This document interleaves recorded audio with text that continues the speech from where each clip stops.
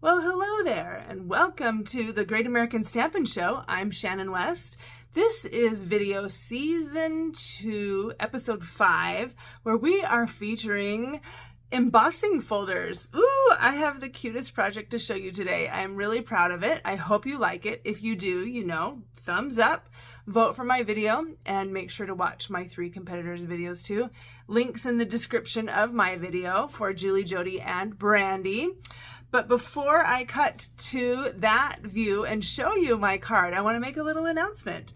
On April 11th, we are going to do something kind of special with the Great American Stampin' Show. So it's our regularly scheduled Thursday, because we do every other Thursday.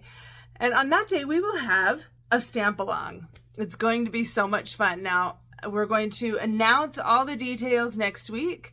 So if you want to be part of that, make sure to sign up for my email list and I will send you all the details as soon as I have them. And as soon as we're ready to share. And we hope that you'll join us. Okay, let's see this card. Here is what I am working with today. I have embossing folders. I love embossing folders. They've always been so awesome to use, and you have to have the big Stampin' Cut embossing machine, or the Big Boss as I like to call it. You can't run these through the small one, the mini one, but I'll show you in a minute. You just put your paper in there, close it up, slide it through following the instructions, and it embosses your paper in a really cool way. These are the geometric patterns embossing folders, and they come in a set, so you get them both for $9. I'm only going to use this one today. And then I'm using the Sweetest Cherries bundle, and here are my colors: Cherry Cobbler, Pretty Peacock inks, and then here's some cardstocks. Just some basic white, Coastal Cabana, Pool Party. Ooh, look at these. Melon Mambo, Berry Burst. It's funny because I think of this one as purple and this one as pink. And so when I put them together, I'm like, gosh, those colors are really similar. And then finally, Shaded Spruce. So the first thing that I'm going to do, move some of this out of the way so I have space to move around. The first thing I'm going to do is cut a couple of strips of cardstock. Let's see, just leave those right there for a minute. So I'm going to cut both Coastal Cabana and Pool Party. I cut these the same width. They are are they 4 inches? Yeah, 4 inches wide. And I am going to cut, make sure I'm getting this on screen, 3/4 inch strips. So I'm going to do, let's see, I think I need 4 of each.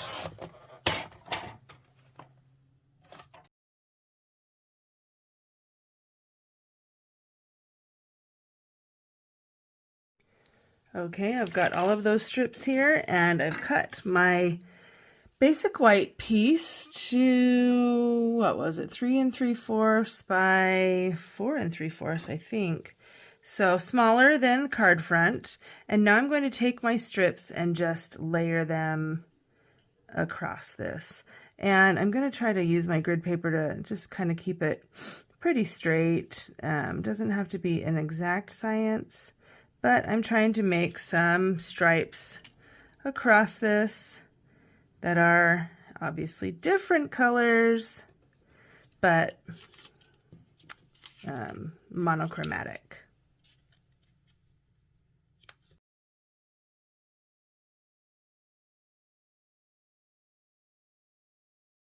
Now, obviously, these stripes are bigger than the basic white, so I'm just going to put my cardstock in my paper trimmer and cut them off evenly. I just like doing this rather than trying to line them up perfectly, because as hard as I try, there's usually a little mistake anyway.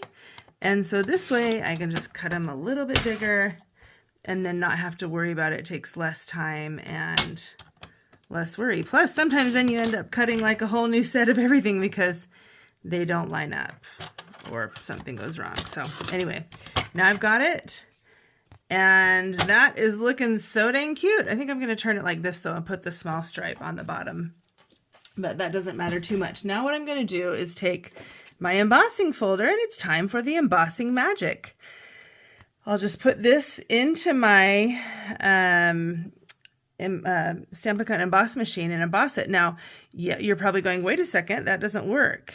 If I had done it a little bit smaller, I could have done it this way, but in my mind, I was doing it, doing the triangles across this way anyway, so it doesn't really matter. So I'm going to put it through one time like this, and then adjust and put it through again so that the entire thing is covered.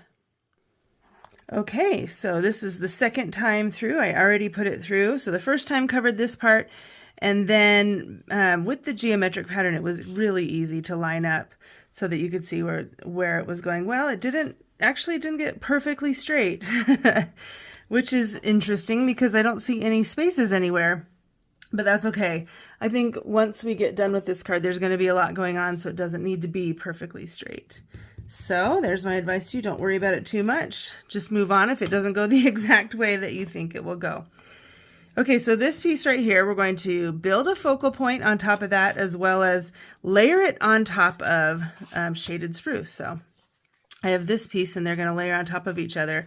And so in order to have this piece stand out, I toyed around with doing a different embossing folder with this, but I didn't want to take away from what I'd created here. Embossing folders are just such a really cool, unique look. There's just nothing like them. And so I want to let that part really stand out, that piece. So for this one, I'm going to just do a little bit of roughing up on the sides, weathering, you might call this. So the two ways I like to do that are the sides get scraped with paper snips, and then I always like to roll the corners. It just gives it more of a weathered look. Some people will scrape on the sides with their bone folder. I've seen some stampers do that, and that works too. I feel like this just gets the job done faster.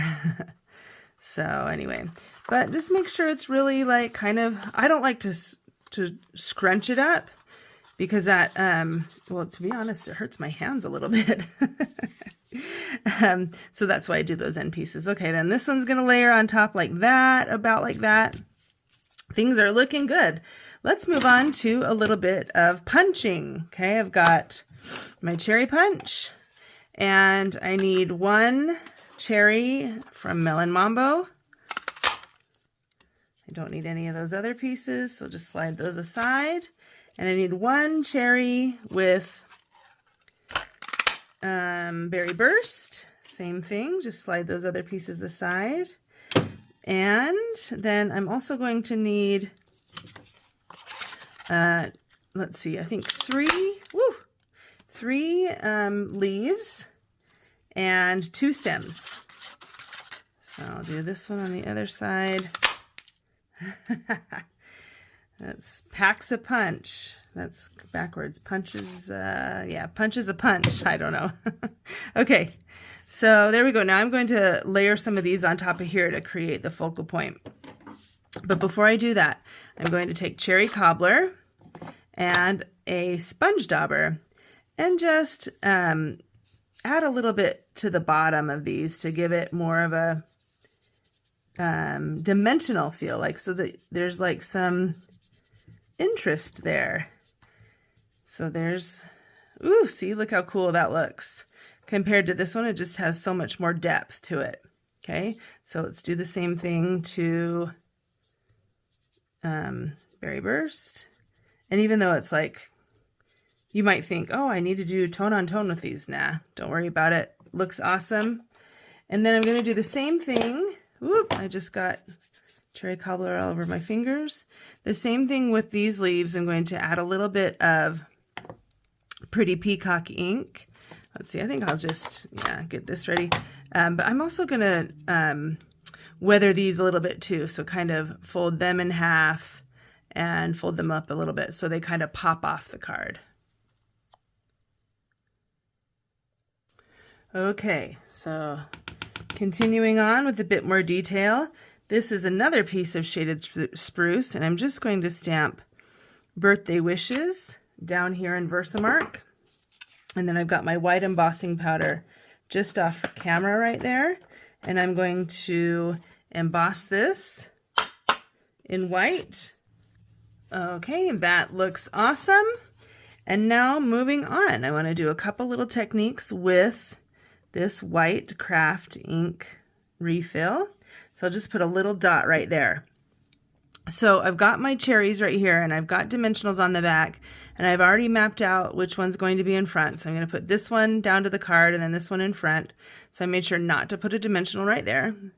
So I'll set those over there for a minute, and I want to just take my water painter and drip one drip onto that little blob right there. That's it. Ooh, good thing I almost did two, and I didn't want to do that.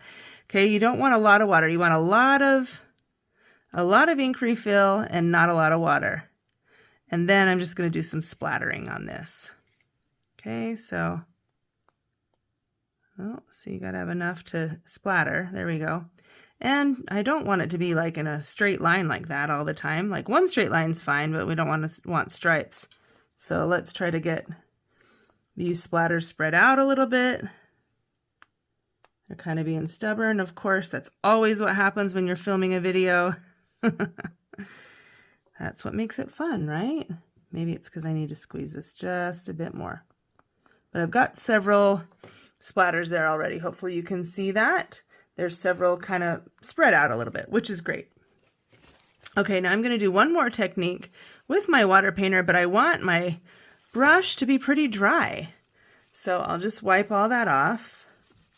And I wiped the brush off, so it's pretty dry. And then I'm going to just do another little blob of this. I should have probably done a bigger block, and then I could have done two blobs, one for watercoloring and one for this. Live and learn, right?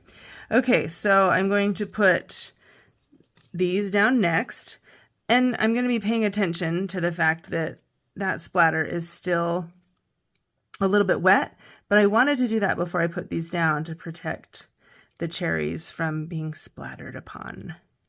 So there we go. We've got those layered well, and the dimensionals are not touching each other or running into each other, which is good. That's what I was trying to avoid. And then I'm going to, let's see, I'll do this part next. Okay, so once again, making sure that the brush is pretty dry. I'm just going to do a couple little highlights on these. So I'll just kind of draw a little line like that, and maybe some little dots here and there, because that looks cute. There we go. And then I'll do the same thing over on this side. It's like a light reflection sort of thing. And maybe a dot up there. And that is perfect. I'm going to stop there and call that good. Yep. Oh, it's looking cute, eh? Love it, love it, love it. Okay, so next we need leaves and we need stems. So I'll just kind of tuck these in here and there.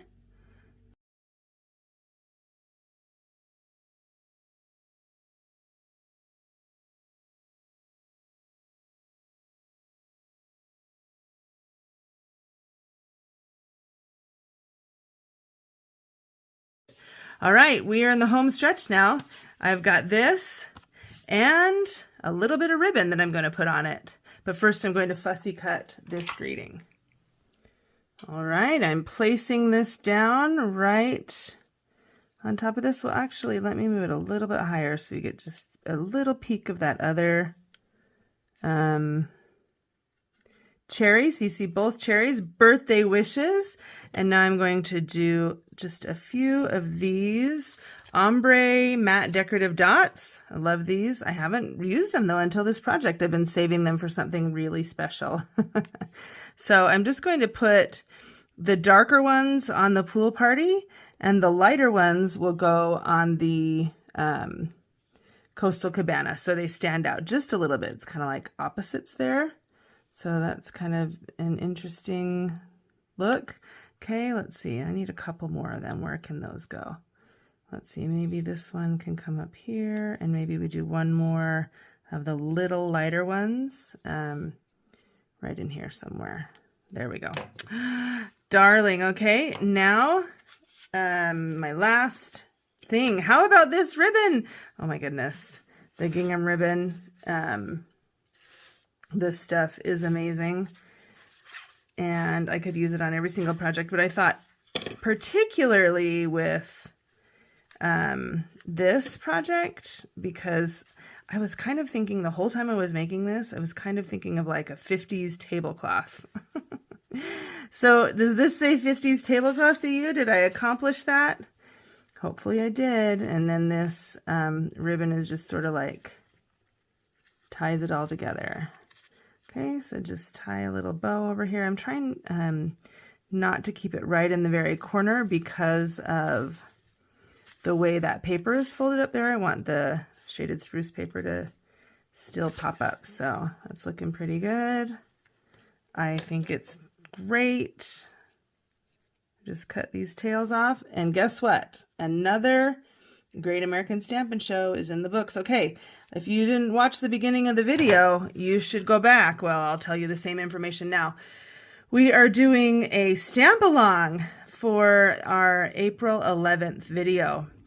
And so we're going to have lots of information, how you can stamp along with us, and a kit to go along with that and stuff. And so sign up for my email list. I'll send that out as soon as we have the information all ready to go. And then you can stamp along with us. All 4 of us are going to stamp. And so you'll just watch all the videos and create along with us. That one's kind of fading, so I needed to make it better. What do you think? Am I in the running for the winner this week? Embossing folder week. I tried to show you one really cool way of using it. Hopefully you like it. Hopefully it inspires you some way. You could layer your cardstock together in so many different ways. You could make smaller stripes, bigger stripes, circles, whatever you want, and then run it through the embossing folder. And it just brings it all together and makes it like a perfect little 50s tablecloth. Thanks so much for watching. If you like it, would love your thumbs up vote.